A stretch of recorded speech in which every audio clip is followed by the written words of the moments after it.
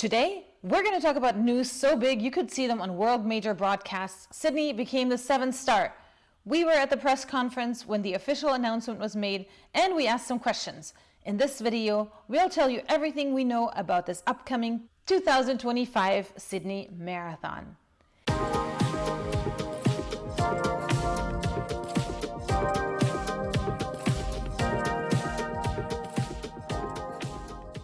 Hey runners, and welcome. My name is Letty. I am the host of the Marathon Running Podcast and this channel where we talk about all things running, which I invite you to check out. But let's talk about the Sydney Marathon and the huge announcement that was made yesterday by Dana Stone, the CEO of Abbott World Major Marathons, made at a press conference shortly after Sydney had already let the cat out of the bag.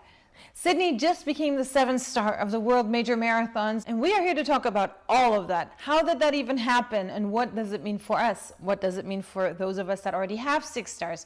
What does it mean for those of us that already ran Sydney? We're going to talk about all of that, and if you want to hop through the chapters, I'm going to put some timestamps at the bottom of this video so you can just go to the sections that you want to listen to. But let's get started. Let's talk about how this even happened. So the TCS Sydney Marathon, which is presented by ASICS, has undergone a multi-year process required by Abbott, where they make sure that they are really capable of hosting an event as required by a star. As you guys know, those events are really, really huge. They sell out quickly. So there's a lot of criteria that Abbott looked at during the years, including the participation size and how many people are even interested in this race, course, finish and starting line, entertainment around the course, and everything else that it takes to make this race be a world-class event. And I asked the CEO, Wayne Larden, about that. Oh, you've been the existing race director of Sydney, and now you guys are a star. Can you tell us a little bit about how the process went and how excited you are?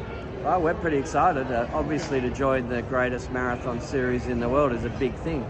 And to stand alongside the greatest race directors in the world is also a really special moment for me as a race director. But, the event's changed a lot since we became a candidate race. I think we had 5,000 runners in 2022.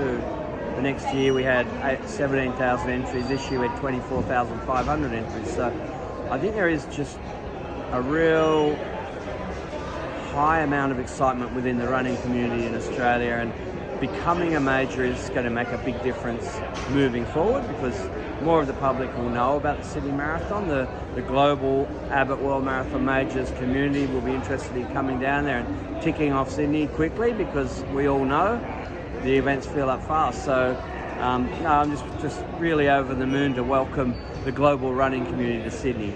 So as you just heard, Sydney really stepped up their game and made sure that they met all the criterion, and we've seen a lot of footage online lately after the last marathon about how beautiful this course is, how challenging it is, and how amazing the view is when you run into the finish line area by the Opera House. And so a lot of us are really, really excited to sign up for this race, especially the ones that have already achieved their 6-star finish and now are looking for star 7.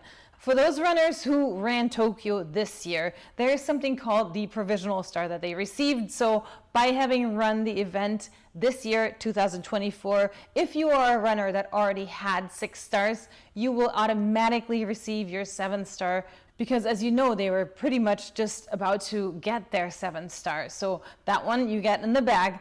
All right, so let's talk about what we do know. We do know that this race will take place on August 31st of 2025. For everybody that lives in the United States, that is Labor Day weekend. So what does that mean for everybody overworked? It means that we get an extra travel day because it's a federal holiday. So that makes this a very pleasant time for us to travel just because it's an extra day. We also know where the starting and finishing points are of the Sydney Marathon, so you know what that means for me personally. I always kind of jump right on to booking a hotel. I love staying close to the finish line, so I'm in stumbling distance to my room and I can shower right away and refresh.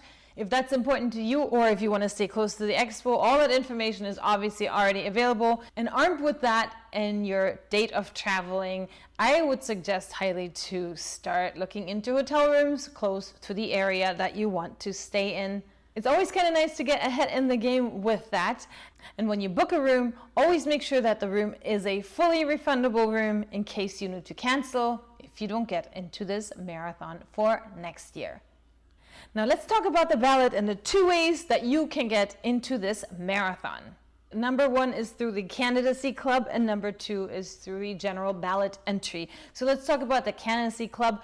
If you have already participated in the Sydney Marathon in the years of 2022, 2023, or 2024, then you can put in your preference of wanting to run this marathon in either 2025, 2026, or 2027. On their website, the Sydney people say that if you enter your preference, it's still no guarantee that you will actually get the spot because they are expecting high demand, but we will see how that pans out.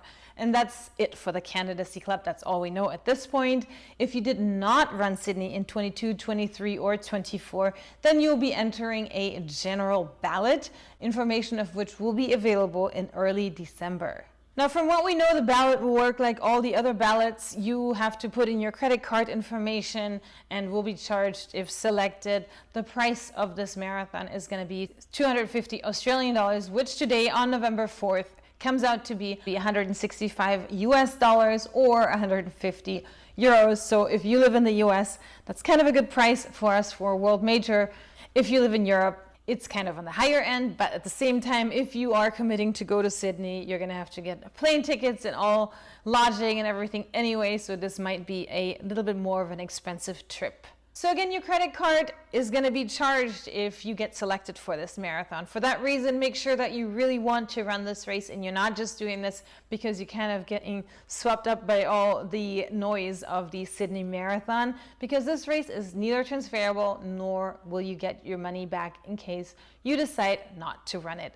Maybe we'll see some development with this in the future, just like with other races where there are exceptions and insurances, but at this point we do not have information in regards to that. Again, the announcement was just made yesterday, so we have to be patient. And the way that you best get this information is by signing up for their mailing list. I'm going to put the link down in the description of this video, so that way you can just click on that, put your email address on there if you want to receive information on how to sign up for the Sydney Marathon. So that's all I got for this time. Stay tuned for any of my next videos, and if this video was helpful, I hope that you consider subscribing to my channel, and until next time, have a great week of running.